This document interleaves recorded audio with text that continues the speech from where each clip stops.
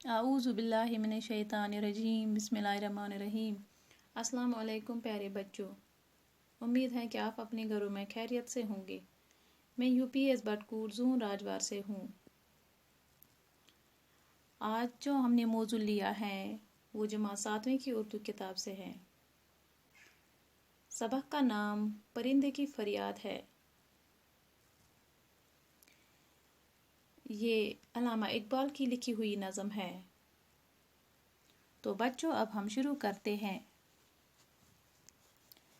آتا ہے یاد مجھ کو گزرا ہوا زمانہ، وہ باغ کی بہاریں وہ سب کا چہچہانا۔ اس نظم میں علامہ اقبال نے پرندے کی اس کیفیت کو بیان کیا ہے جب وہ قفس میں یعنی پنجرے میں پھنس کر بے بسی محسوس کرتا ہے۔ کہتا ہے کہ پرندہ قفس میں پھنس کر اپنی آہوزاری اس طرح بیان کرتا ہے کہ مجھے وہ آزادی کا زمانہ یاد آتا ہے جب کہ میں اپنے ساتھیوں کے ساتھ مل کر چہچہایا کرتا تھا۔ آزادیاں کہاں وہ اب اپنے گھونسلے کی، اپنی خوشی سے آنا اپنی خوشی سے جانا۔ شاعر کہتا ہے مجھے وہ وقت یاد آتا ہے جب میں اپنے گھونسلے میں آزادی کے ساتھ خوشی سے آتا تھا اور خوشی سے جاتا تھا۔ لگتی ہے چوٹ دل پر آتا ہے یاد جس دم، شبنم کے آنسوؤں پر کلیوں کا مسکرانا۔ پرندہ کہتا ہے کہ مجھے اس وقت دل پر چوٹ سی لگتی ہے جب مجھے پھولوں پر بکھری ہوئی شبنم پڑی ہوئی یاد آتی ہے۔ شبنم کی حالت ایسی ہوتی تھی جیسے کلیاں مسکراتی تھیں۔ وہ پیاری پیاری صورت، وہ کامنی سی مورت، آباد جس کے دم سے تھا میرا آشیانہ۔ پرندہ کہتا ہے کہ مجھے باغ کی وہ پیاری صورت اور خوبصورتی یاد آتی ہے جس کے دم سے میرا آشیانہ آباد تھا، یعنی میں اپنے گھونسلے میں رہ کر باغ کی خوبصورتی کا بھرپور نظارہ کرتا تھا۔ آتی نہیں صدائیں اس کی میری مری قفس میں، ہوتی میری رہائی اے کاش میرے بس میں۔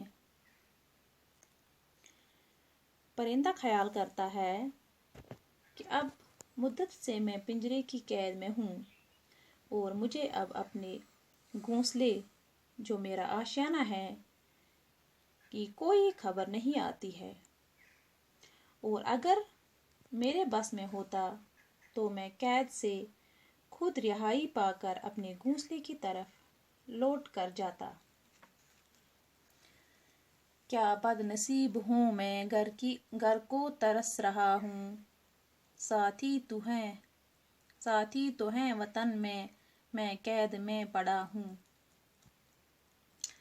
پرندہ افسوس ظاہر کرتا ہے کہ میں کتنا بد نصیب ہوں کہ اپنا وطن ہونے کے بعد بھی بے وطن ہو کر اس قید میں اپنے گھونسلے کے لیے ترس رہا ہوں، جبکہ میرے ساتھی آزادی کے ساتھ باغ میں گھومتے پھرتے ہیں۔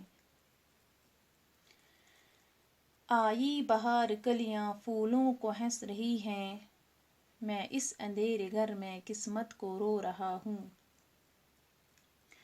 پرندہ آرزو کرتا ہے کہ موسم بہار آنے کی وجہ سے باغ میں پھول اس طرح کھلے ہوئے ہیں جیسے کہ کلیاں ان پھولوں پر مسکرا رہی ہوں، اور میں اس اندھیرے یعنی قید خانے میں اپنی قسمت پر رو رہا ہوں کہ آزاد ہو کر ایک قیدی کی زندگی گزار رہا ہوں۔ اس قید کا الہی دکھڑا کسے سناؤں، ڈر ہے یہی قفس میں غم سے مر نہ جاؤں۔ پرندہ مایوس ہو کر کہتا ہے کہ میرا اس قید میں کون ہمدم اور ساتھی ہے جسے میں اپنی قید کی داستان سناؤں تاکہ وہ میری رہائی کی کوئی تدبیر کرے۔ وہ کوئی نہیں، اس لیے مجھے یہ غم لاحق ہونے لگا کہ کہیں میں اس قید ہی میں مر نہ جاؤں۔ جب سے چمن چھوٹا ہے یہ حال ہو گیا ہے، دل غم کو کھا رہا ہے، غم دل کو کھا رہا ہے۔ پرندہ غم کے بارے میں کہتا ہے کہ جب سے میرا چمن جس میں میرا بود و باش تھا چھوٹ گیا ہے اور میں اس پنجرے میں قیدی کی زندگی گزار رہا ہوں، تب سے مجھ پر دو چیزیں لاحق ہو گئیں۔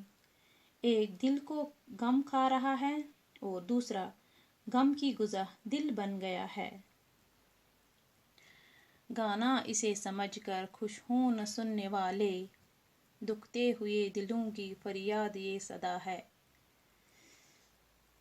شاعر یہ کلام پڑھنے والوں کی طرف مخاطب ہو کر کہتا ہے کہ اے پڑھنے والے، تم اس غم کی داستان سن کر خوش نہ ہو۔ یہ گانا نہیں بلکہ یہ دکھ بھرے دل کی آواز اور فریاد ہے۔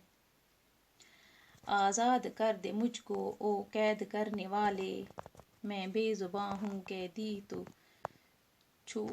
چھوٹ کر دعا لے۔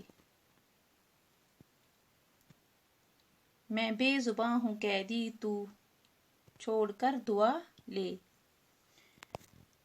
اب پرندہ شکاری سے التجا کرتے ہوئے کہتا ہے، اے مجھے پکڑنے والے، اب تو مجھے میری داستان سن کر آزاد کر۔ میں چونکہ بے زباں ہوں، اس کے صلے میں تجھے دعا دوں۔ اسی کے ساتھ یہ سبق مکمل ہوا۔ آج کے لیے اتنا ہی، شکریہ۔